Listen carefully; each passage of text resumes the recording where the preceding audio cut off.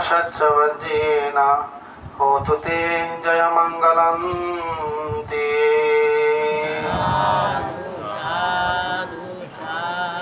প্রয়াত পরেশ বড়ুয়া সহ কালবত জ্ঞাতিগণের চিত্তপ্রবাহের পারমিক শান্তি স্বস্তি নির্মম প্রত্যাশায় দেশে বিদেশে অবস্থান্ত জীবিত জ্ঞাতিগণের মঙ্গলার্থে আয়োজিত অষ্টমী উৎসব সমাধান অনুষ্ঠানে ইসলামের প্রারম্ভে বুদ্ধ ধর্ম সংগ্রাম অনন্ত গুণের প্রতি করজোরে বন্দনা জ্ঞাপন করছি। গুরু আচার্য বান্ধবের প্রতি বন্দনা জ্ঞাপন করছি। উপস্থিত সঙ্গের প্রতি শ্রদ্ধা কারাবদ্ধ প্রকাশ করছি। পুণ্যার্থী প্রশিক্ষক প্রশিক্ষক আপনারা যারা এখানে সমর্থ হয়েছেন, যারা আপনাদেরকে আছে দেশে বিদেশে অবস্থান করছেন, প্রত্যেকের জীবন সুবল প্রজ্ঞা পূর্ণ জ্ঞান লাভের চেতনায় নির্বাণ লাভের প্রত্যাশায় পুণ্যার্থী করছি। তিন মাস সাধুবাদ দিয়ে পুনর্বন্দন করো।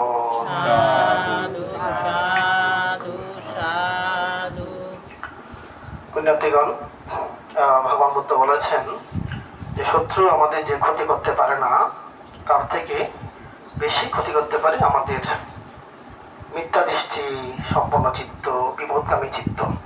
তো পুণ্যার্থীগণ, আমাদের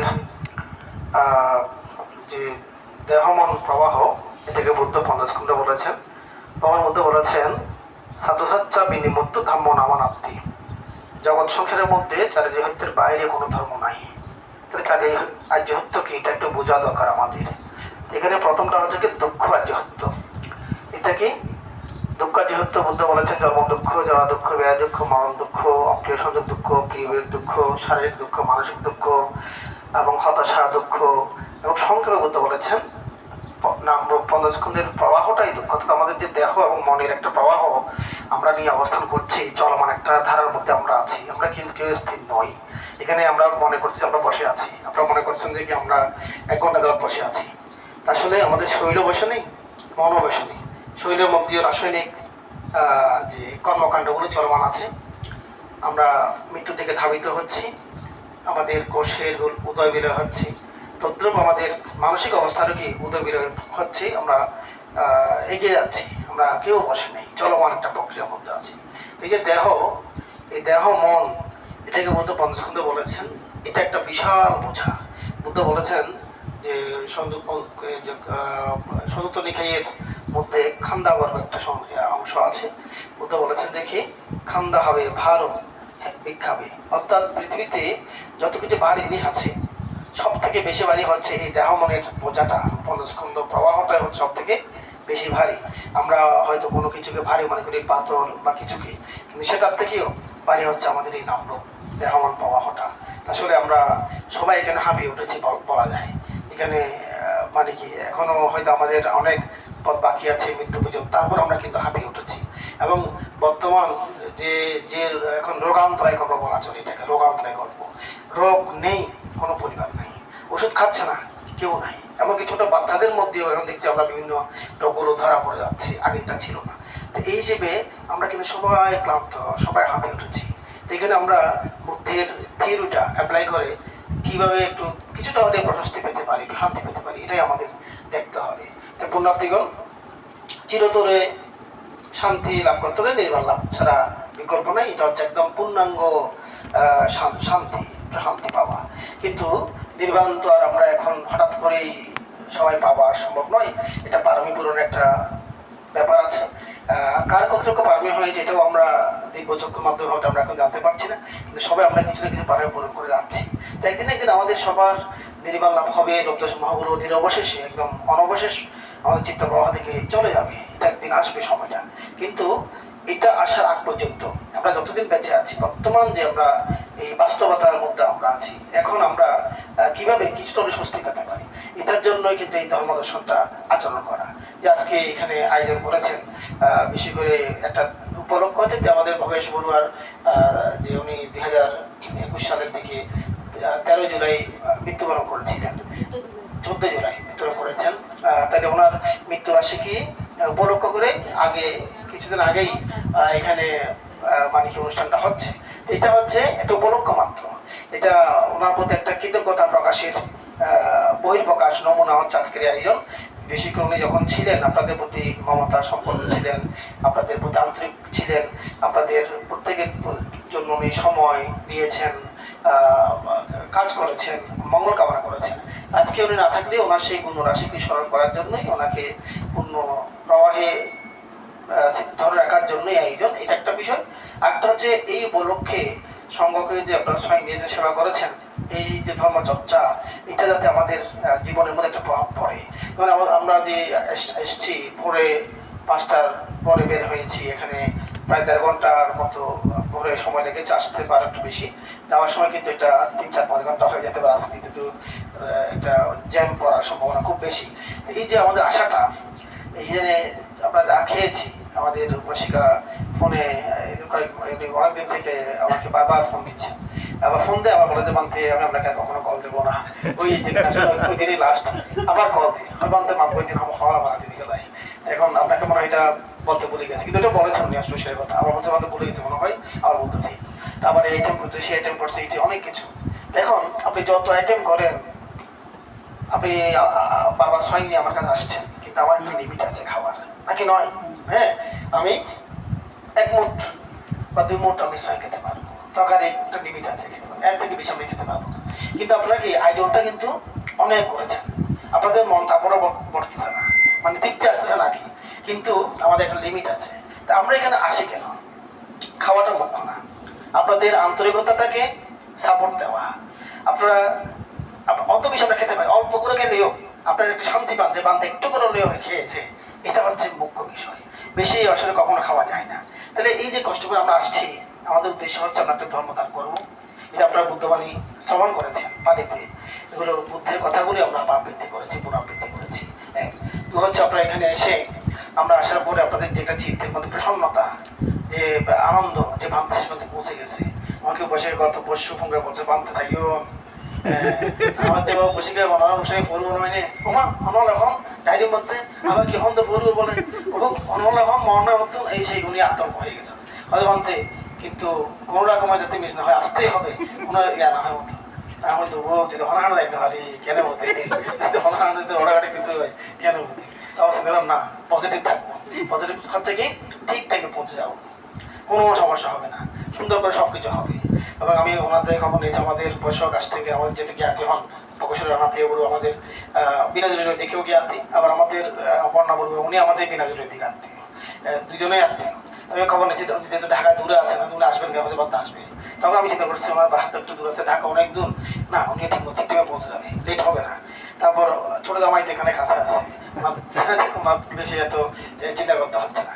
এটা এখানে যে যা দেখলাম আমরা 7টার মধ্যেই প্রায় চলে এসেছি এখানে। দুই হচ্ছে আপনারাও দেখছি সব টাইমে চলে আসছেন এবং সবকিছু পজিটিভলি হয়ে গেছে। এই বিষয়গুলো নিয়ে কেউ কেউ কি করে জানেন, কষ্ট ভোগ করে। কিরকম কষ্ট ভোগ করে? অনুমান ভিত্তিক কষ্ট। উপভোগ ঠিক মতো করতে পারবো কিনা, বান্দা ঠিক মতো পৌঁছবে কিনা, দিতে পারবো কিনা, খাওয়াতে পারবো কিনা, সুন্দর হবে কিনা, মানে এত বেশি ওগুলো নিয়ে টেনশন করে, দুশ্চিন্তা করে, অনুমান ভিত্তিক এত বেশি চাপ নেই, ওটার জন্য কি হয় বর্তমান মুহূর্তটা নষ্ট হয়ে যায়। তো সেজন্য যেটা আমাদের বাস্তবতা হচ্ছে কি আমরা বর্তমানকে যাতে সুন্দর রাখি।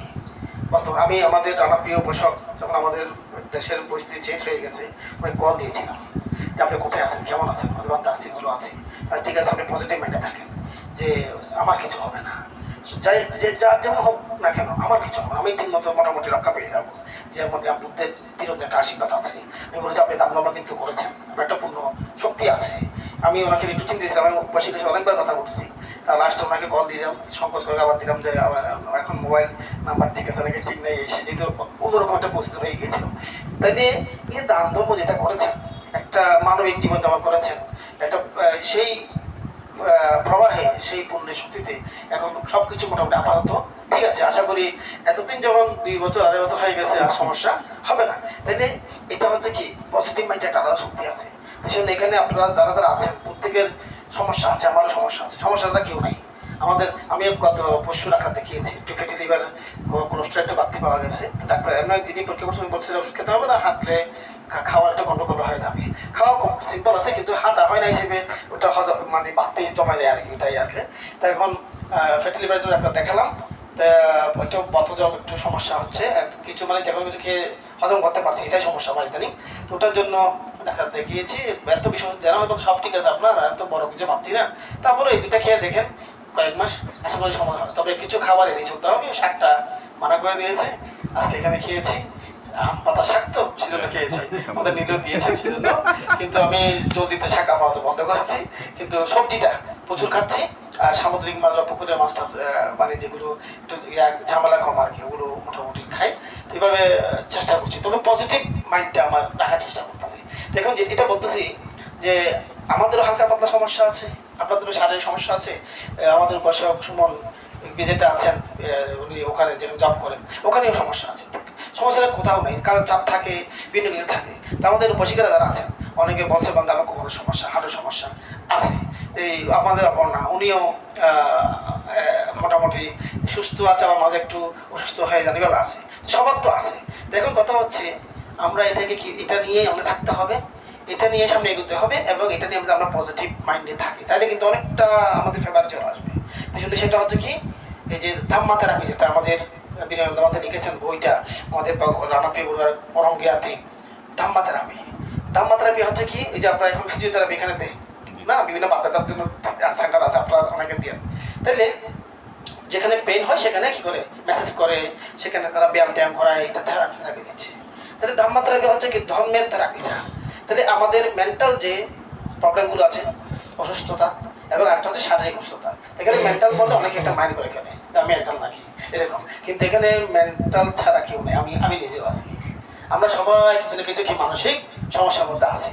ওই যে বললাম অনুমান ভিত্তিক অনেকে বেশি চাপ নিয়ে ফেলে, মানে অনেকে মিথ্যে সন্দেহ পোষণ করে, অনেকে মিথ্যাষ্টি বিষয় নিয়ে থাকে, এগুলো সবগুলো মানসিকের মধ্যে পড়ে। তো এতে এই মানসিক এবং শারীরিক দুটো স্তরে, দুটো জায়গার মধ্যে আমাদের যে সমস্যাগুলো আছে এগুলো সমাধান করার জন্য আমাদের কি করতে হবে, ধাম্মা থেরাপিটা করতে হবে। আমরা মেডিকেল সায়েন্সেও যাবো, আমি ডাক্তার কাছে গিয়েছি এই জন্য, আমার ভালো কোর্স একটা আছে, সামনে আরও কিছু প্রোগ্রাম আছে, সেজন্য আমি ইমিডিয়েটলি অ্যালোপ্যাথিক খেয়ে আপাতত আমি চেয়েছিলাম যে বেশি সমস্যা এটা, ওটা একটু কন্ট্রোল নিয়ে আসবো, এরপর আমি আয়ুর্বেদিক খাবো। আমি এটা আমার হোমিও খুব ভালো লাগে, হোমিও খাই, এবং আয়ুর্বেদিক আছে বা বিভিন্ন যেগুলো ব্যায়াম আদি লাইফস্টাইল চেঞ্জের মাধ্যমে যেগুলো, ওগুলো আমি প্রাধান্য দিচ্ছি। কিন্তু ইমিডিয়েটলি ইয়ে করার জন্য আমি ডাক্তার দেখিয়েছিলাম, অ্যালোপ্যাথিক ডাক্তার, শুধু সাময়িকের জন্য এটা। তাই আমাদের ওই ডাক্তার চিকিৎসা সাময়িক করবো, কিন্তু চিকিৎসা যাতে আমি না করি, এটা আমার নিজের একটা অভিজ্ঞতা। আমার ছোটকাল থেকে সাইনাসের প্রবলেম আছে নাকের। আমি একবার চিটাগং মেডিকেলে 2000 সালে সিটি কলেজে পড়ার সময় অপারেশন করছি একটা নাক, একটা অ্যাসিড করছে, বলছে বানতে পড়ার একটা করতে হবে। এখন এরপর আমি এটা করি নাই।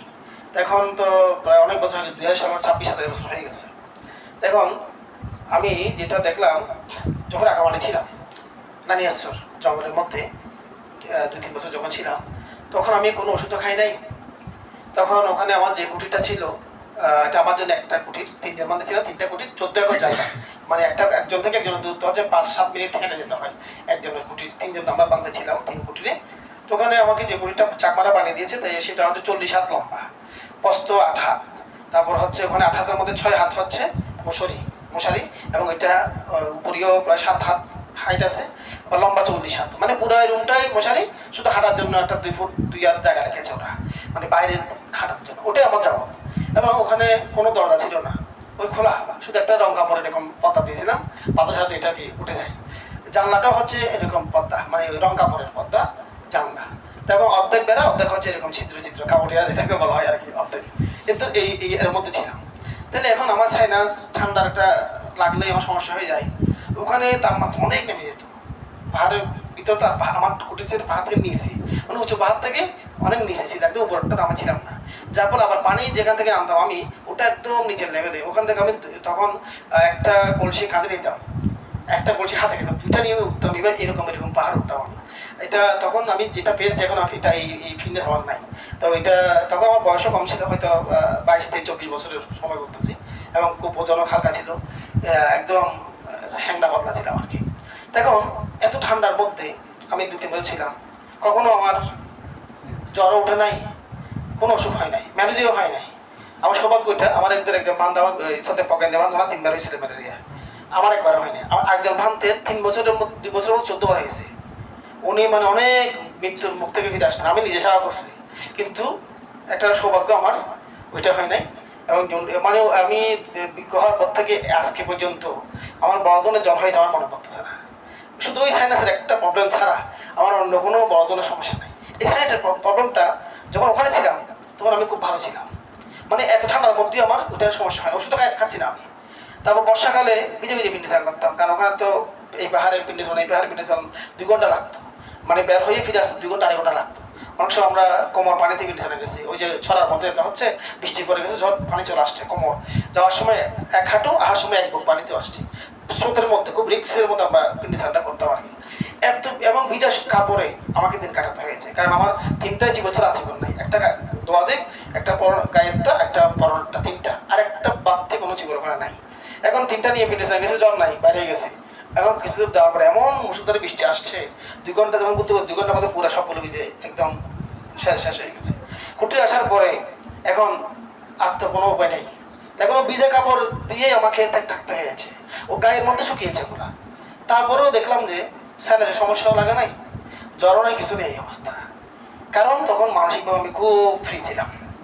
এখন মানসিক আমার কিছু চাপ আছে, প্রাতিষ্ঠানিক চাপ আছে, ভাবনা কোর্স আয়োজন, বিভিন্ন প্রতিষ্ঠান, ফান্ড, বিভিন্ন দায়িত্বের কথা শুনতে হয়। যেমন অনেকে আমাকে ফোন দেয় মানসিক থেরাপির জন্য, ফোন দেয় আর কি, মানে তাপা থেরাপি পাওয়ার জন্য।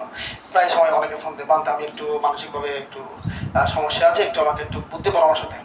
তো এখন ওনারা যখন বলে আধা ঘন্টা শুনতে হয়, 1 ঘন্টাও শুনতে হয়। অনেক সময় আবার রাত্রে কল দিতে, কালকে দিচ্ছে আমি ধরে নেই, আমি চিন্তা করছি 9টার পর কোনো কল ধরবো না।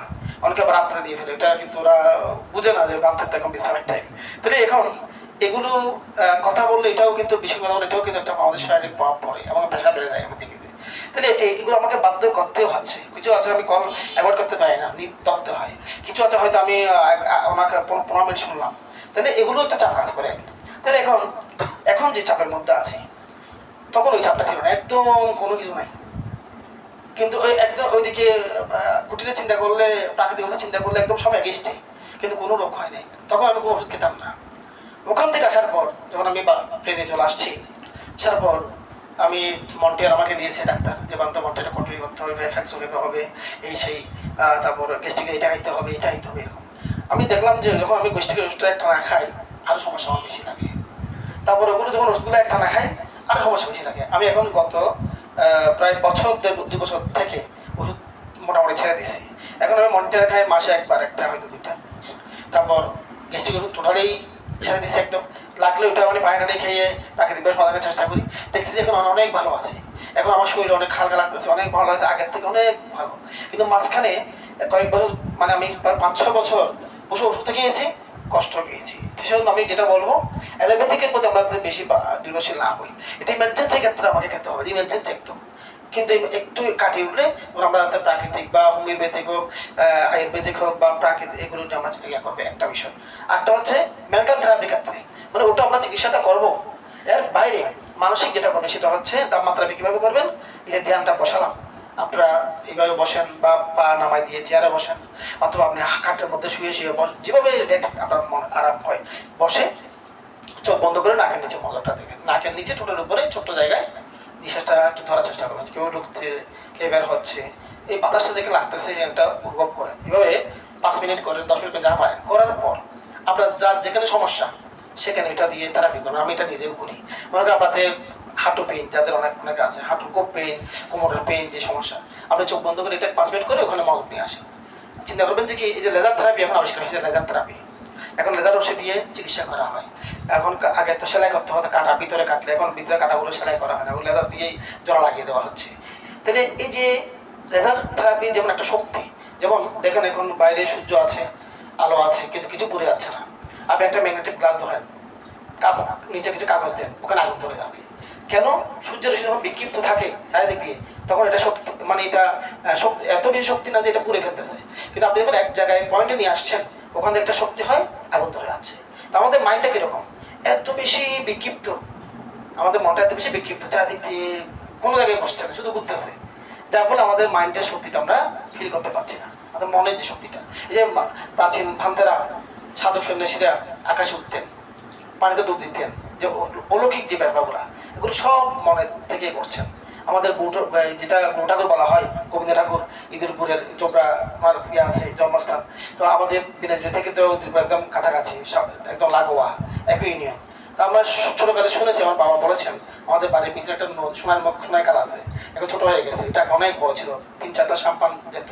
তো ওখানে গুরু ঠাকুর যিনি, উনি একবার আসছেন, একটা নৌকার ইয়াকে বলছে আমাকে একটা পার করে, তোমাদের টাকা না দিতে পার করতে পারবো না, আমাদের কাছে টাকা নাই, তাহলে বসে থাকেন। উনি বসে আছে ভাবে মাঝে নৌকায়, ওনাকে তুললেন না। উনি কিছুক্ষণ দাঁড়ানোর পর ওনার একটা রুমাল ছিল, রুমালটা নাকি কীভাবে পানিতে বিছিয়ে দিয়ে উনি ওখানে উঠলেন, ওটা দিয়ে উনি পার হয়ে ওটা উনি কিছুক্ষণ পানিতে কীভাবে চলাচ্ছে পানির উপর দিয়ে। ওটা দেখার পর ওনার মানে একটা অপরাধ বোধ কাজ করলো, আমি তো পান থেকে পার করা নাই, উনি তো পার হয়ে গেছে। এরকম এটা একটা বিষয়। একটা হচ্ছে আমার দাদুর ভাই যুবরাজ বড়ুয়া বারবাতে মারা গেছেন এই ব্রিটিশ আমলে। তখন আমার বাবার জন্ম 41-এ, 47-এ দেশভাগ হয়েছে। তখন আমার বাবা 6 বছর বয়স, তো বুদ্ধি হয়েছে মোটামুটি। ওই সময় মানে আমার দাদুর ভাই যুবরাজ বলে মারা গেছেন যে 12 মাই। এখন ওখান থেকে তো কোনো খবর আসার সুযোগ নাই। এখন বানতে গু ঠাকুর যিনি, উনি আমাদের বাড়িতে প্রায় আসতেন তখন আমার দাদুর সময়কালে, সোয়াইন খেতেন। এসে বলতেছে মরে গেছে খবর আসবে, মরে গেছে খবর আসবে, কিছুদিনের মধ্যে খবর পাবা। মানে এই যে হঠাৎ ওনার মতো উনি বলতেছে, কাউকে অ্যাড্রেসও করা নাই। তো আমরা দাদুরা বা বাবারা ছোট দাদু বলছে কি রে বান্ধে কি বলতেছে কি জানি, এরা তো বলতে দেন নাই। কিছুদিন পর মানে তোমাদের নিকট আত্মীয় মারা গেছে খবর আসবে, নিকট মানে খবর এরকম বলছে। এবং দাদুর মাথায় কাজ করছেন যে কোন নিকট আত্মীয় বা কে কি বলতেছে কি বান্ধব অনেক সময় বলো এরকম বলছে। কিছুদিন পর মানে ওখান থেকে বাবা থেকে মানুষ আসছে কিছু আমাদের গিয়াতে পাড়াতো। ওরা বলছে আপনার ভাইটা মারা গেছে। এরকম কখন মারা গেছে? আজ থেকে 1 মাস আগে। ওই বান্ধে যেদিন ওখানে গেছেন ওই কয়েকদিনের মধ্যে উনি মারা গেছেন। তাইলে ওটা উনি ওখান থেকেই কাউকে তো ওনাকে বলেন, দিব্য চক্ষু দিয়ে উনি জেনেছেন, দিব্য কর্ণ দিয়ে শুনেছেন, জেনেছেন, অন্তর্দৃষ্টি দিয়ে জেনেছেন, এবং ওটা উনি বলে ফেলেছেন। ওরকম কিছু ঘটনা আমাদের বাবারা প্রত্যেক বলেছেন, আমাদেরকে এটা শেয়ার করেছেন আর কি পরবর্তীতে। তো এটা কিভাবে সম্ভব? ওই যে মনকে একটা বিন্দু যখন নিয়ে যাওয়া হয় তখন এই শক্তিটা আসে ধ্যানের স্তরের মধ্যে। এটা আপনাদেরকে যেটা বলতে চাচ্ছি সেটা হচ্ছে কি, এখন আপনাদের অতটুকু যাওয়ার দরকার নেই। আপনাদের তো আমাদের প্লেন আছে, উঠতে হবে না। হ্যাঁ ঠিক আছে, আমাদের মোবাইল আছে, দিব্য কোনো দরকার নেই, সব শুনতেছি হয়ে গেছে। কিন্তু আপনাদের এই মোবাইল আবিষ্কার হোক, প্লেন আবিষ্কার যা কিছু হোক না কেন, আমাদের শারীরিক যে কষ্টগুলা, যন্ত্রণা, রোগ ব্যাধি, যেগুলো সমস্যা, এগুলো কিন্তু সমাধান কিন্তু হচ্ছে না, এগুলো কিন্তু আরো বাড়তেছে। তো সুতরাং এক্ষেত্রে আমাদের যেটা করতে হবে, আমরা 10 মিনিট 5 মিনিট ধ্যান করে আমরা ওখানে মনটা নিয়ে যাবো। যার যেখানে সমস্যা আছে ওখানে গিয়ে আপনি পজিটিভ মাইন্ডে যে আমি যে মনটাকে স্থির করলাম, এই শক্তিটা আমি এখানে দিচ্ছি থেরাপির মতো করে, এখানে আমার আমার যে সমস্যাগুলো আছে ওগুলো সমাধান হয়ে যাচ্ছে। এগুলো সব প্রাকৃতিকভাবে সমাধান হয়ে যাচ্ছে। আমার এখন ভালো লাগছে, সুস্থ আছি, ভালো আছি, এভাবে এটা কিন্তু বিদেশে পাওয়া না, এটা শুধু রোগের জন্য। বিদেশে পাওয়াটা আলাদা বিষয়, এটা তৃষ্ণা ক্ষয়ের জন্য। এটা আমি ধ্যান করছি, আমরা ভালো করে করাই বুঝাই।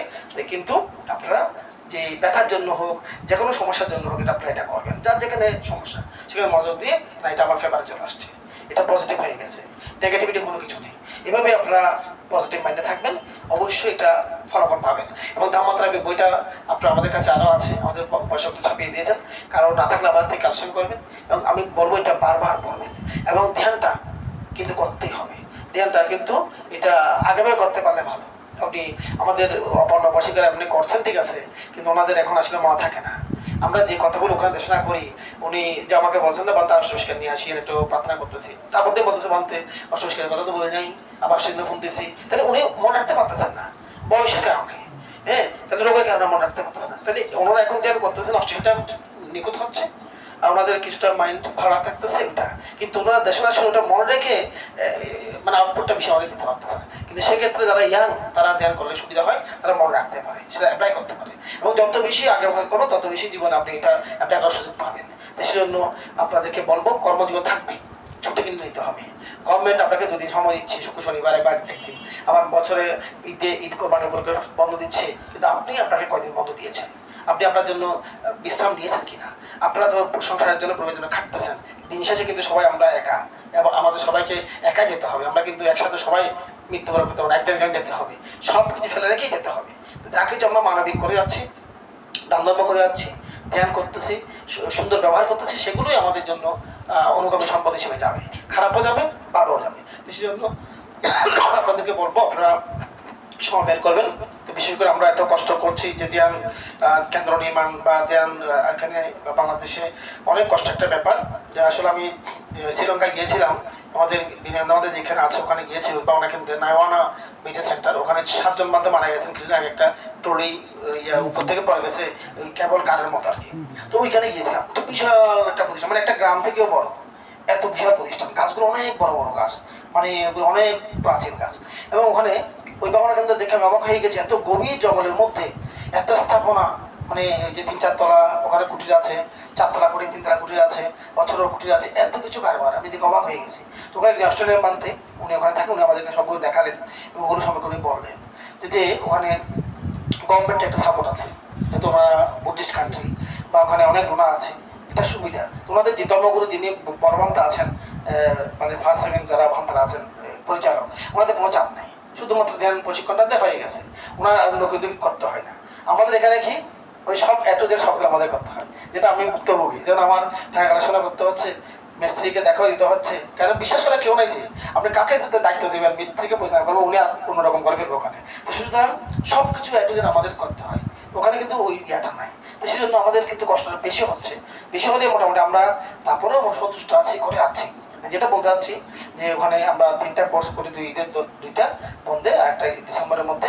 আমাদের এখানে আমাদের নিধু অপর্ণা ওনারা অনেকে করেছেন। আপনারা যারা করেন নাই, আপনাদের আহ্বান থাকবে, আপনারা যত আর্লি পারেন একটা সময় বের করবেন। 7 দিন না পারলেও আমরা 7 দিন কোর্স রেখেছি, আমরা এবার যে 3 দিন পর্যন্ত আমরা অ্যালাউ করি, এটা আমরা লিখে দিয়েছি। আমাকে এই কোর্সের মধ্যে প্রায় 5-7 জন আছে, ওনারা বলছে বাদ আমরা 3 দিন করতে পারবো না, আমরা যদি কোন রকমে ম্যাচ করতে পারতেছি। যেটা আমরা বড়ুয়া, তো ওরা পরিচয় আছে, আমাকে শুধু 3 দিন সময় দিয়েছে, আর 3 দিনের জন্য আসেন, কারণ উনি কখন 7 দিন পুরা বের করবে, এভাবে তো ওনার বয়স মানে শেষ হয়ে যাবে, তার চেয়ে এবার কিছু হোক। তো সেই হিসেবে আপনারা 3-4 দিনের জন্য হলে আসেন, করেন, কিন্তু ধ্যানটা শিখেন, বুদ্ধিজমটা কি তা জানেন। এখন এখানে যা কিছু হচ্ছে পরিপূরি হচ্ছে, প্রতিদিন কিন্তু প্রচুর সমাধান হচ্ছে, প্রতিদিন কত মানে কি রেডিও হচ্ছে, সেমিনার হচ্ছে, কত কিছু হচ্ছে, বাংলাদেশে বলে পুরো বিশ্ব বলে, সব উপরে পড়ে, ভিতরে কেউ যাচ্ছে না, কেউ অ্যাপ্লাই করতেছে না, অনুশীলনের রাস্তা যাচ্ছে না। সেও না এত গন্ডগোলগুলো এই ফেসবুকে দেখেন কত জামানা তখনই আমাদের মানে বড়ুয়ারা এত বাড়াবাড়ি করতেছে এই ধর্মীয় কিছু বিষয় নিয়ে, মানে এটা বলার অপেক্ষা রাখে না। তাহলে কি জন্য অনুশীলনের যাত্রা করবো, অনুশীলন করলে কিন্তু ওরা এগুলো সবগুলো বাদ দিয়ে ফেলতো। সেই জন্য আমাদের অনুশীলনে যেতে হবে। আপনাদেরকে বলবো আপনার অনুশীলনে যান, বেশি করতে হবে না, আপনার থেকে পুরা পড়ার দরকার নেই, আপনারা তো গৃহী মানুষ, আপনি অনুশীলনটা করেন, অল্প জানেন অল্প আচরণ করেন, আপনি আপনাকে পণ্ডিত বলা হবে। বুদ্ধ বলেছেন যিনি যেটুকু জানেন অতটুকু আচরণ ওনাকে পণ্ডিত বলা হয়, আর যিনি অনেক জানেন কিন্তু কোনো আচরণ করেন ওনাকে পণ্ডিত বলা হয় না, এটা বুদ্ধের ভাষায়। সুতরাং আপনারা ধ্যান করেন, ধ্যান শিখেন এবং এটা অ্যাপ্লাই করবেন দেখি মনের প্রশান্তির জন্য, শারীরিক প্রশান্তির জন্য, এটা সুস্থির জন্য এটা অ্যাপ্লাই করবেন। এমনিতে চিকিৎসা ডাক্তার কাছে যাবেন, কিন্তু অন্য সময় যাতে আপনি ভালো থাকেন সেজন্য মাইন্ডটাকে ফ্রি রাখতে হবে এবং হাসি খুশি থাকতে হবে সবসময়, হাসি খুশি ভাব, এবং সবসময় চিন্তা হবে যে আমরা সব ভালো হবে, ইনকাম হবে, ভালোভাবে চলবো। যেমন ইরান যুদ্ধ হয়ে গেছে, এটা নিয়ে অনেকে আতঙ্কিত হয়ে পড়েছে, তা আমরা আতঙ্কিত হয়ে কি করতে পারবো? তার চেয়ে বলুন আমি যখন যা হবার তখন তা হবে, এখন আমার আমি ভালো থাকি, যে কোনো কিছু আমার চলে যাবে চলে যাবে। যেমন তেল সংকট হয়েছিল কিছুদিন, এখন তো আমার তেল একটু দাম বাড়লেও পাওয়া যাচ্ছে, মোটামুটি চলতেছি, তো এখনো চলতেছে, আমরা এখনো তো একদম না খেয়ে নাই। তো সুতরাং ওগুলো নিয়ে তো অতিরিক্ত ওভার থিঙ্কিং আমরা না করি একেবারে, কারণ ওগুলো ওরা করবে, নাম করবে, ওই কি সিনিয়র একটা আছে 3 জন, ওরা 3 জনে করুক বা 8 করুক, আমাদের দরকার নেই। আমরা আমাদের বর্তমান নিয়ে থাকি, আমাদের শরীর আমরা ভালো আছি, সুস্থ আছি, আমি আমার দিন সামনের দিন ভালো আসবে। তো আপনাদের সন্তানের ক্ষেত্রে প্রাচীন ও একটু সুস্থ হবে, এটা আপনারা বলছেন। ওর ক্ষেত্রে যেটা করতে হবে, আপনাদের মাতা পিতা এবং আমাদের আপন না, আপনারা 3জন ওর নিয়ে ওকে নিয়ে ভাববেন যে আমার নাতি, উনি ভাববেন যে এখন থেকে ভালো থাকবে, ও আগের থেকে এখন সুস্থ হয়ে গেছে, ও দিন দিন ভালো থাকবে, এখন তার ওষুধ হবে না, এটা আপনি যদি এটা ভাববেন মনে মনে, কিন্তু বাস্তবে দেখা যাচ্ছে জল, কিন্তু আপনি ভাবতেছেন না জল কমে গেছে, আমার নাতি সুস্থ হয়ে গেছে। আপনি এটা পজিটিভ মাইন্ড জাস্ট ধ্যান করেন, কিছুক্ষণের মতো এটা প্রভাব পড়বে। আপনার মা বাবা যদি ওকে নিয়ে পজিটিভ থাকেন, ওর পজিটিভটা হয়ে যাবে। আর যদি সবসময় দুশ্চিন্তা করেন ও গান পাখি করে মধ্যে এই সামনে খেলের মধ্যে এর মধ্যে, ও আর দিন দিন ভেঙে পড়বে। এটা কারণ আপনার চেহারার মধ্যে আপনার শরীর থেকে যে রেডিয়েশনটা বের হচ্ছে তরঙ্গটা, নেগেটিভ চিন্তা করলে নেগেটিভিটা আসে ওর ওখানে পড়তেছে, আপনি পজিটিভ ছিল পজিটিভ মনে করতেছে, আপনি আমার চেহারার মধ্যে একটা ওকে নিয়ে আত্মবিশ্বাস থাকবে, ও যখন আপনাকে দেখবে চেহারা, তখন ওর মধ্যে একটা এটা প্রভাব কাজ করবে, ও হয়তো বুঝতেছে না কিন্তু এটা প্রভাব কাজ করবে, তাহলে নেগেটিভ হলে নেগেটিভটা কাজ করবে। সেই জন্য আপনারা পজিটিভ থাকবেন, নিজের ব্যাপারেও, আত্মীয়স্বজনের ব্যাপারেও, অর্থনৈতিক ব্যাপারেও, পারিপার্শ্বিক ব্যাপারেও, যে দেশের যাই হোক আমি টিকে যাবো, আমি রক্ষা পেয়ে যাবো, আমার মোটামুটি দিন ভালো যাবে, এভাবে পজিটিভ থাকবেন, তাহলেই আপনাদের ভালো যাবে। তো এই জন্য মনটাকে সবসময় হাসি রাখতে হবে, আর মনে যদি কিছু চাপা দুঃখ থাকে এগুলো ফেলে দিতে হবে। আর যদি কাউকে বলার মতো না পান, দরজা বন্ধ করে নিয়ে নিজে বলবেন, কাছেরটা রাখবেন, কাজকে হলে বলবেন। হ্যাঁ, আমি আগে কাছের সাথে কথা বলতাম, এখন বলি না। আমি এবার একা ছিলাম জ্যোতিষ মানে কেউ নাই, আমি একা 4 দেওয়ালের মধ্যে, তো কি করতাম, আর কেউ সারাদিন কেউ নাই, তখন সময় কাছে কেন আছো এভাবে বলতাম। তো এবার মানে নিজের কথাগুলো বলে একটু হালকা হতাম। হ্যাঁ, আপনি যদি কাউকে কিছু বলার না পারবেন, রুমে গিয়ে হালকা নিজে হলে বলেন, হ্যাঁ, অনেকে দেখি যে আমাকে কালকে একজন ভদ্রলোক কল দিয়েছেন লন্ডন থেকে। উনি কল দেওয়ার পর অন্যরকম বলে যাচ্ছে, আমি শুনে আছি আমার মানে দুঃখ যা জমা আছে ইচ্ছা মতো বললো। বলার পর বলছে মানতে আর কোনো বন্ধু নাই, আর কোনো বন্ধু নেই মানতে। উনি করে বুঝে না হাতে ওনারা শেষ ফোন করে বুঝাইলাম তাদের হাতে শান্তি লাগতে হাতে মাল হাতে হয়। তা আমার লাভ হয়েছে আমি সব করে করে খাইতে একটু শুনছি তো ওইদিকে আমার শরীরে একটা ব্যায়াম টেম হয়ে গেছে, ওইটা আমার লাভ। আমি শুধু হ্যাঁ হ্যাঁ হ্যাঁ হ্যাঁ বলতেছে, হ্যাঁ ঠিক আছে ঠিক আছে, ওকে ওকে, এটা বলছি। উনি বলতে ওনার শেষ করতেছে না।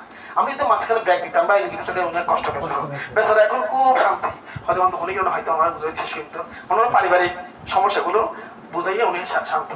হয়তো মানতে আমি আপনাকে একটা বুদ্ধ দেবো, এই দেবো, ঠিক আছে ঠিক আছে ঠিক আছে ঠিক আছে, আপনি যে শান্তি পেয়েছেন এটার বড় কথা। তো সুতরাং মনের মধ্যে কিছু থেকে যায় ওটা কিন্তু আমাদের ক্ষতি করে। সেজন্য যার যেটা মনের মধ্যে অভিমান থাকে, দুঃখ থাকে, ওগুলো একটু কাউকে শেয়ার করবেন। যদি মানুষ না পান অন্তপক্ষে রুমের মধ্যে একা হলে বলেন, গাছকে হলে বলেন, এই ছোট ছোট ফাটাকে হলে বলেন, অন্তপক্ষে একটু খালি মানে খাওয়াই যান। যত এখানে ভিতরে খালি করতে হবে তত শান্তি পাবেন। যত এখানে ভরা থাকবে এই দুশ্চিন্তা, অনুশোচনা, বিভিন্ন মানসিক ব্যাপারগুলা, অতৃপ্তিগুলা, তত ঝামেলা। একটা হচ্ছে চা তোমার হিসাবটা 40 বছরের পর মানুষের এত স্ট্রোক কেন হয়, এটা আমি একটা আর্টিকেলে বললাম। 40 বছর পরে গিয়ে 40 মানুষের মধ্যে যখন মানুষেরা যায় তখন একটা দাঁড়ায় পিছনে ফিরে, আমি ছোটকাল থেকে কি করেছে, এই করেছে করেছে, এই স্কুলে করেছে, এই করেছে, কি হওয়ার চেয়েছিলাম, কি হয়েছি, এগুলো নিয়ে সেটি করতে গিয়ে দেখা যায় কি অপূর্ণতা বেশি। যেগুলো টার্গেট ছিল ওগুলো বেশি ফিল করতে পারে নাই। তখন ও বন্ধু বান্ধব দিয়ে থাকায় ও এরকম হয়েছে এরকম হয়েছে, আমি তো এখানে পড়ে আছি। ওগুলো নিয়ে ওর মানসিক যে একটা চাপ চলে আসে, ওটা থেকে সে ডায়াবেটিস বিভিন্ন রোগে টোগে আক্রান্ত হয়ে যায়, ম্যাসকি কিছু হয়ে যায়, ঝামেলা হয়ে যায়। তো সুতরাং কি করতে হবে, তুলনাটা বাদ দিতে হবে। আমি আমার মতো, আমি অন্যজনের মতো না, আমার কর্মফলে আমি আসছি আমার মতো, আমি অভিজ্ঞর ওর মতো হতে পারবো না। অভিজ্ঞ ওর মতো হতে গেলে বিপদ। তো সেজন্য কম্পেয়ারটা করবেন না। কম্পেয়ার করলে করবেন কার সাথে, গরিবদের আছে তাদের সাথে, যিনি অসুস্থ বেশি মেডিকেলে। আমি অনেক ভালো আছি, উনি তো মেডিকেলে পড়ে আছেন, ও তো খেতে পারতেছে, আমি খেতে পারতেছি। ওইটা চিন্তা করে মনের মধ্যে একটা আনন্দ আনবেন, যেটা সুক্রিয়া বলা হয়, ওরা ইসলামী সুক্রিয়া বলে। আমাদের যে বলা হয় সন্তুষ্টি, এটা আমাদের বলা হয় সন্তুষ্টি। মানে আমি সন্তুষ্ট, ভালো আছি, সুস্থ আছি, ভালো থাকবো। এভাবে পজিটিভ মাইন্ডগুলো সৃষ্টি করেন, দেখবেন অনেক ভালো থাকবেন। আর সবসময় যদি কি হবে, কি করবো, এ হবে সে হবে, আমার খেয়ে দেখবে বুড়ো হলে, বুড়ো হতে পারলে না বলবো, এটা আমাদের আপন না। যদি চিন্তা করবো আরে বুড়ো হলে মনে থাকবো, আইয়া তাই দিয়ে না, রোদ ফাই দিয়ে না, আমি পরে গেলে বিছানার মধ্যে কেন বোধে কেন বোধে, বুড়ো ফেললিয়ে না, ওখানে তো দিদি করে আর বিছানা ফেলতে পারেন না। তো সেটা এগুলো সব কি অনিশ্চিত। তো সেজন্য ওগুলো নিয়ে কোনো চিন্তা করার দরকার নেই। শুধু বর্তমানে চিন্তা করবেন, আজকের গুলো চিন্তা করবেন নেই, ভবিষ্যৎগুলো এত ভাবার দরকার নেই। পজিটিভ গুলো ভাববেন, নেগেটিভ ভাবার দরকার নেই। এভাবে মাইন্ড একদম ফ্রি করে ফেলেন, হাসিয়ে থাকেন, ভালো থাকেন। আর যদি বেশি একদম বেশি চাপ হয়ে একদম কাকে পাচ্ছি আমাকে ফোন দিয়ে একটু অত সময় আসে না, আগে করবেন কিনলে না আপনার হয় কথা মিলিয়ে কাম করে বলতে হ্যাঁ, এভাবে হয়তো আমি সময় তো পারলে হবে না কি, মোটামুটি একদম কি খালি করে ফেলবেন, রিল্যাক্স থাকতে হবে, তাহলে আপনারা শান্তি পাবেন। যাই হোক, আমি আর দেশে দিকে করছি না, আমার তারা আছে, প্রত্যেকের জন্মমূল হোক। যে তাদের হয়তো যেটা বললাম দুঃখা যেহেতু এটা আমাদের সবার আছে, এটা কয় হোক, দুঃখের কারণ হতে দিস না, এটা আমরা ত্যাগ করার চেষ্টা করবো, এটা কয় হোক আমাদের। এবং দুঃখের নির্বাণটা আমাদের তো সাক্ষাৎ হয়ে বুঝতে পারি, বলতে করতে পারি। আর দুঃখের যে বাহ্যষ্টের মার্গ, যে সম্যক দৃষ্টি, সম্যক সংকল্প, সম্যক বাক্য, সম্যক কর্ম, সম্যক জীবিকা, সম্যক প্রচেষ্টা, সম্যক স্মৃতি, সম্যক সমাধি, এগুলো তো আমরা বিশ্লেষণ করতে পারি, আস্তে আস্তে ধাপে ধাপে পরিপূর্ণতা দিকে যেতে পারি। এভাবে সবার পারমী সৃষ্টি হোক, এভাবে হেতুপতি সৃষ্টি হোক, নির্মাণের হেতুপতি সৃষ্টি হোক, এই চেতনায় সবার প্রতি পূর্ণতার আশীর্বাদ। প্রয়াত বয়স বরুয়া সহ যাদের নাম উল্লেখ করা হয়েছে প্রত্যেকের প্রতি পূর্ণদান। এবং আমাদের কানাডার মধ্যে যিনি আছেন কন্যা উপাসিকা, ওনার ছেলে আমাদের প্রকাশনী উপাসকের সন্তান আমেরিকা এবং কন্যা তো কানাডা আছে, ওনারা সহ এখানে যারা আপনারা উপস্থিত হয়েছেন প্রত্যেকে জন্মগ্রহণ হোক, আইন সুকল প্রজ্ঞাপন জ্ঞান লাভ হোক। এবং আমাদের বিনয়নন্দ ভান্তে যিনি সুদূর শ্রীলঙ্কায় ধর্মাচরণ করছেন, লেখালেখি করছেন, ওনারও দীর্ঘায়ু হোক, নিরুখ হোক, উনি যাতে আলোকিত জীবন গঠন করতে পারেন এবং আমাদেরকে আরও ধাম্মাতার্মের মতো মূল্যবান বই। এখন আমাদের ডাক্তার কিন্তু আমার খুব উপকারী, আমাকে অনেক অ্যাডভাইস দিয়েছেন, যেগুলো আমি এখনো মেনে চলছি, একমত খাওয়ার ব্যাপারটা। এবং আমি অনেক ভালো আছে ওনার অ্যাডভাইসগুলো নিয়ে ওনাকে প্রণোদন করছি সহ। প্রত্যেকে জয়মঙ্গল হোক, ইচ্ছে তারা কিন্তু স্বাগতে প্রণোদন করো। তিনবার নমস্কার বলেন। Namo tassa bhagavato arahato samma sambuddhassa. Namo tassa bhagavato arahato samma sambuddhassa. Namo tassa bhagavato arahato samma sambuddhassa. Mayang bante sanggo sangsara kantano dukkhato moncitwa nibbana satchi. Karena Maranataya Dhammaka Yatino Hidaya Sukhaya Sagga Mukkataya Imang Bikka Saparikara Saha Attaparikara Pinyakketta Bikku Sanggassa Dana Dema Ujema Udiyampi Imang Bikka Saparikara Saha Attaparikara Pinyakketta Bikku Sanggassa Dana Dema Ujema Udiyampi Imang Bikka Saparikara Saha Attaparikara Pinyakketta Bikku Sanggassa Dana Dema Ujema Idamatuyan Anagate Ehi Bikku Bhavaya Pachayo Hotu Nibbanassa Pachayo Hotu Tisha Sadhu, sadhu, sadhu. জল ঢেলে পুনরুদ্ধার করুন ইদাংনো ইয়াতিনাং হতু সুখিতমন্তু ইয়াতাই আমরা কিশোরণ সহ পঞ্চশীল গ্রহণ করে ধ্যান চর্চা করে শুদ্ধ পাঠ ধর্মদেশনা শ্রবণ করে যে পুণ্য লাভ করেছি সমস্ত পুণ্যরাশি আমাদের প্রয়াত জ্ঞাতি ভবেশ বড়ুয়া যাত্রামোহন বড়ুয়া মল্লিকা বড়ুয়া জিতেন্দ্র বড়ুয়া সুধা বড়ুয়া সহ কালগত জ্ঞাতিগণের পারলৌকিক শান্তি দেশে বিদেশে অবস্থানরত জীবিত জ্ঞাতিগণের আয়ুন্নতি আয়ুবর্ণ শুভ প্রজ্ঞা পুণ্য জ্ঞান লাভের জন্য নির্বাণ লাভের যতনায় পুণ্যরাশি জল ঢেলে মহাপৃথিবী বসুন্ধরা সাক্ষী করে দান করছি উৎসর্গ করছি সকলেই সুখী হোক সুখী হোক জল যেমন উপর দিক হতে নিম্ন দিকে গমন করে তদ্রূপ আমাদের প্রদত্ত পুণ্যরাশি আগত জীবিত জ্ঞাতিগণ লাভ করে সুখী হোক সমস্ত পুণ্যরাশির প্রভাবে যতদিন নির্বাণ লাভ করতে না পারি ততদিন আমরা যেন চারিয় পায়ে জন্মগ্রহণ না করি আমরা যেন বৌদ্ধ কুলে প্রতিরূপ দেশে ধার্মিক মাতা পিতার ঘরে উচ্চ কুলে ধনী কুলে জন্মগ্রহণ করতে পারি আমাদের সাথে অজ্ঞানী পাপীর সাক্ষাৎ না হোক সদ্গুরু সাক্ষাৎ হোক এই দানময় শিলময় ভাবনাময় পুণ্য কর্মের প্রভাবে আমাদের জীবনে দুঃখ রোগ ভয় বাধা বিপদ অমঙ্গল অশান্তি দূর হোক আয়ুন্নতি হোক নির্বাণ লাভে হেতু হোক ইমিনা প্রিয়াকাম্যেনা সব্বে সত্তা সুখিতা ভবন্তু সপা দুঃখাতু প্রমোচ্ছন্তু ভাবাতু দুঃখিতা দুঃখিষা